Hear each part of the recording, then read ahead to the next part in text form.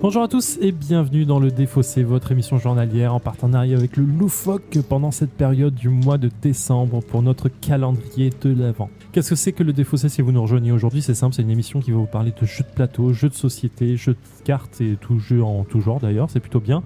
Et pendant le mois de décembre, du 1er au 24 décembre, nous faisons un petit calendrier de l'Avent, donc nous présentons un jeu tous les jours.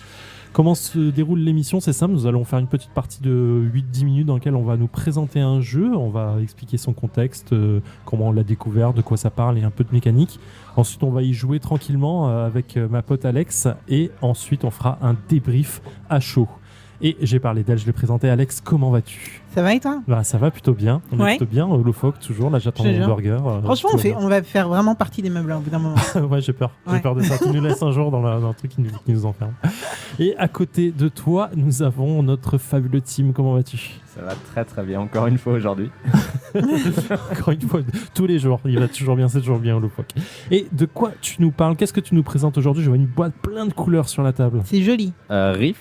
Riff, on est donc sur un jeu où chaque joueur va en fait avoir un récif de corail. Ouais. Et notre but à chacun, ça va être de développer notre récif un maximum en ajoutant donc des coraux de plein de couleurs différentes pour essayer tout simplement de refaire les combinaisons qu'on va trouver sur les cartes et qui vont nous rapporter des points de victoire.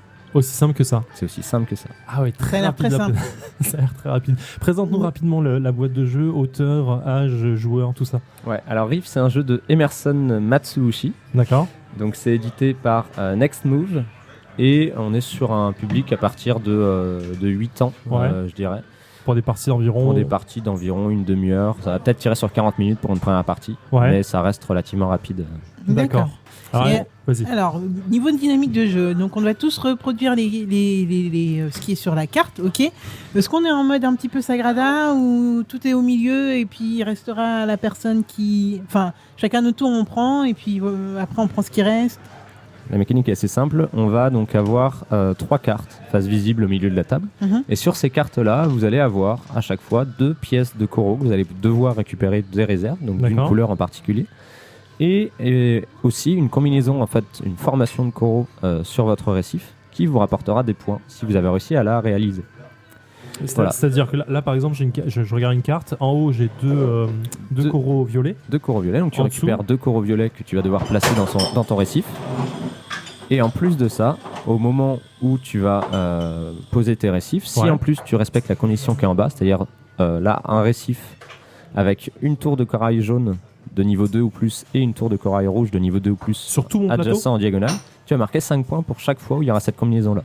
En fait, c'est un Sagrada évolutif. C'est pas genre t'as ta carte depuis le début et t'essayes de tout faire. C'est t'as des cartes au fur et à mesure et t'essayes de combiner. Ouais. Ok. Ouais, ça a l'air assez complexe dit comme ça parce que des cartes tu en prends à tous les tours, hein, j'imagine. Alors tu peux avoir jusqu'à 3 cartes en main. D'accord. Donc à ton tour, soit tu joues une carte de ta main pour récupérer des coraux et essayer de faire des combinaisons. Soit tu la poses. Soit tu récupères une carte du milieu et tu l'ajoutes à ta main. Ok. Et quand on prend une carte, on est obligé d'essayer de la résoudre. Au moment où tu la poses, tu vas la résoudre. Ok. Mais tu résous ce qu'il y a en haut ou toute la carte entière? Toute la carte, immédiatement. C'est-à-dire qu'au début, tu vas... Ah oui, mais la condition de victoire ne reste pas en place. Non. D'accord, ok. Pardon. Moi. D'accord. Non, au moment où je joue ma carte, c'est à ce moment-là où je vais scorer ou pas mes points de victoire. D'accord, parce que du coup, j'avais l'impression que tu avais de plus en plus de conditions de victoire qui s'ajoutaient et au bout d'un moment, ça venait juste à faire Non, parce que tu finis avec beaucoup de cartes. Donc si vraiment c'était ce système-là, ça te fera des combos infinis. Oui, c'est pour ça me semblait bizarre, effectivement. Mais alors, petite question, est-ce qu'à un moment où tu as une carte, tu peux te dire que c'est résolu direct parce que tu avais déjà les conditions pour... Alors, qu'on soit bien d'accord, il y a deux choses que tu peux faire pendant ton tour. Soit tu prends une carte du centre que tu ajoutes à ta main, et à ce moment-là, c'est tout ce qui se passe, il ne se passe rien d'autre.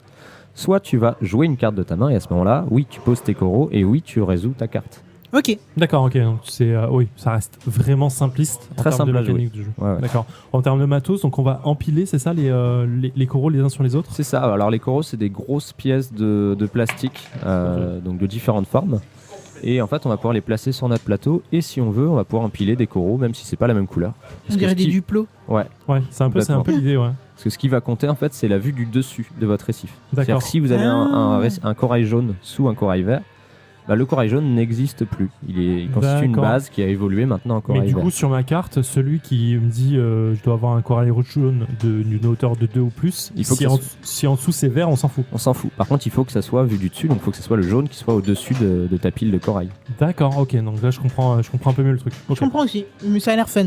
Donc, Ça a l'air assez fun, les explications sont très rapides.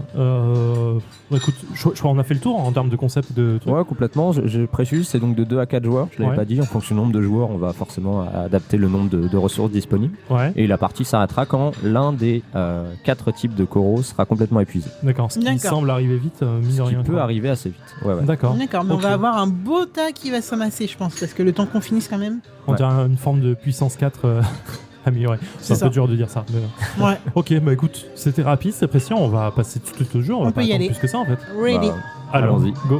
Go. Ah, un carré jaune. Mais que se passe-t-il? Et donc ça me fait 5, 6? 6. Parce qu'il a accumulé c'est chaque Ah, pour tour. tous les violets, d'accord, ouais, d'accord. Ah, la gars, il compte les points des gens. Tu as compté mes points? Ouais, je t'ai fait de la monnaie pour voir. Ah, t'as fait la monnaie ouais, pour voir combien j'étais. Putain, salaud. Mais tu gagnes là, t'es loin. Même- fais la monnaie pour Alex et dis-moi combien là. 14 points là-bas, donc. Hein? Ah, mais fais la monnaie pour Alex, dis-moi Non, combien on là. fait pas de monnaie. Oh, je me suis bien chié. Une fois que les trucs sont finis, on finit un tour ou c'est instantané? Ah merde. Ah, ok, d'accord, bah coup de 4. Putain, je vais jusqu'au bout, hein, je me suis fait merder. Hein. Comme une merde. Hein. C'est que des diagonales en fait. Oh là là, jusqu'au bout. J'ai mal compris le jeu jusqu'au bout. Bah, je finis, enfin, je suis en train d'agoniser là, donc bien sûr que je finis la partie. Et nous sommes de retour sur le défaussé après une partie de environ 30 minutes de riff en compagnie de Alex et de Tim. Comment vous avez kiffé le jeu ou pas, Alex? Franchement, il nous a été vendu pendant plusieurs semaines, il faut dire la vérité, comme étant pas terrible. Ouais. Et je dois avouer qu'en fait, je sais pas si c'est cette préparation mentale ou pas, mais moi j'ai bien aimé. J'ai vraiment bien aimé. Je me suis amusé à faire ces fameuses combinaisons, à essayer de comprendre comment vous bloquez-vous tout en faisant le plus de combinaisons possible pour moi. Même si c'est vrai qu'au tout début, j'avais pas forcément compris comment fonctionnait chaque image, donc comment bien cumuler et tout, par rapport à des images bien spécifiques. Mais moi, je me suis bien amusé. C'est ce qu'on demande à un jeu, donc c'est basique. On va pas se mentir, c'est vraiment du basique. Ça demande pas une réflexion de fifou, mais pour moi, ça fait carrément le boulot. Ouais. Tim? Bah, effectivement, comme tu dis, c'est basique, mais c'est une demi-heure, quoi. Contrairement à d'autres jeux qui sont plutôt sur 44-45 minutes. Donc une demi-heure, là, ça On se va demande vite. de quoi il parle. Ça tourne bien. C'est simple à jouer, les objectifs effectivement changent souvent, donc il faut s'adapter, mais ce qu'il y a, c'est que ça va tellement vite de jouer des cartes et de récupérer des ressources que c'est pas gênant en fait que ça change constamment comme ça. Ouais, je suis d'accord. Ouais. En fait, c'est rapide. C'est rapide, c'est amusant. On voit tout de suite où on veut en venir. Enfin, je dis ça, mais moi, je suis parti complètement à l'ouest. On va le dire tout de suite. Tim a gagné avec 50 et quelques 55, points. ouais. Alex en second à 30, je sais plus, 36. 40 points, un truc comme et ça. toi, Moi, je suis 34. dernier à très très peu de points. Avec une erreur qui. Mais au final, J'ai fait des erreurs assez idiotes. t'aurais dû être beaucoup plus loin que moi en tout cas. C'est pas le ouais, mais effectivement, j'ai mal lu les cartes et j'ai mal lu les couleurs, donc voilà, c'était complètement ma faute. Mais au-delà de ça, ça se lit vite, c'est compréhensif vite, c'est instinctif. On voit les objectifs très rapidement, ça s'enchaîne. Les cartes, à chaque tour, il y a au moins une carte qui change. Voire deux si on est plusieurs, enfin dans le sens où même si on est à 3 joueurs, il y a forcément quelqu'un qui va piocher une carte. Donc ça, c'est pas gênant du tout en fait. T'as vraiment, c'est un peu d'opportunisme, mais finalement tu prépares quand même ton coup 3 ou 4 coups à l'avance. Et quand Voilà. t'as tes cartes en main, rien ne change. Si tu sais que ta combo va fonctionner, quoi qu'il arrive. Alex. Ce qui change par contre, c'est les cartes à disposition pour que tu arrives enfin à ton combo. Oui. Ça sort plus ou moins rapidement, on va dire. Il y a quand même 4 couleurs. Donc 4 couleurs. on sait pas trop ce qui va sortir. Et c'est vrai que moi en tout cas, je me suis retrouvé bloqué plusieurs fois par des couleurs qui sortaient pas. Donc au final, tu finis par défausser la carte que tu voulais faire. Donc tout ce que tu as préparé, ça servira pas forcément, mais au final, c'est à toi d'adapter ton jeu. Et non, c'est un bon jeu de début de soirée, je trouve. Avant un gros jeu, bah voilà, ou alors de fin de soirée après un gros jeu. Ouais, Ça pour marche se aussi. faciliter le cerveau. C'est Ouais, complètement c'est ça. Après le matos, bon, à part les pions qui sont Mignon. effectivement des duplos qui sont plutôt agréables et mignons, le reste du matos c'est vraiment pas foufou. Non, c'est clair. Par contre, effectivement, des pièces en plastique de cette taille-là, Je pense que ça a un prix quand même. Tu vois, si je devais estimer le prix du jeu, à mon avis, autour de 35 balles quand même. Ouais, je pense aussi. Ça monte vite avec du matos comme ça. Ça m'étonnerait pas. En rajoutant ce prix, c'est clair que ça donne un peu moins envie. C'est ça le problème. Mais c'est tout l'intérêt de venir jouer dans un barrage. Ouais, c'est exactement, ça. Mais en fait, on n'avait pas déjà eu cette problématique avec Santorini où on se disait, bon bah, matos qui fait que ça coûte cher, mais... Au contraire, Santorini, c'est un des meilleurs jeux rapport prix, quantité de matos. Il est à 30 €, Santorini. Ouais, il y a 30 balles, il y a beaucoup de matos, c'est le plastoc, c'est assez simple, mais c'est surtout que la rejouabilité à Santorini, elle est extrême, quoi. Bah là aussi, la rejouabilité, on n'a pas vu la moitié des cartes. Hein. Ouais, oui, mais c'est pas la même stratégie, en fait.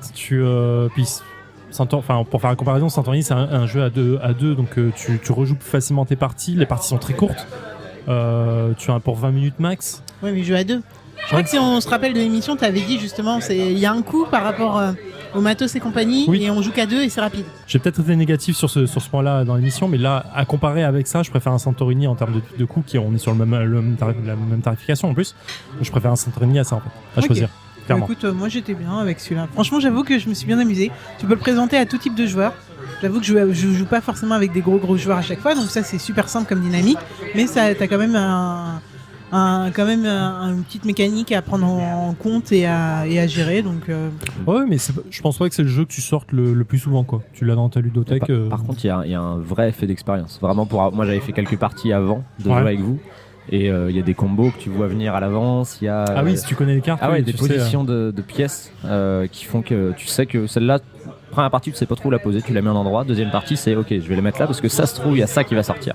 Et donc, je vais gagner peut-être 2-3 points et ça fait la diff. Nous, on a eu la surprise un petit peu des différentes cartes. Oui, clairement. Oui. Ouais, c'est vrai que c'est. Je vois complètement ce que tu veux dire. Effectivement, se rendre compte des cartes et de savoir ce qui peut arriver. Et surtout que ça arrive pas qu'une fois. Enfin, les objectifs, tu les as plusieurs fois.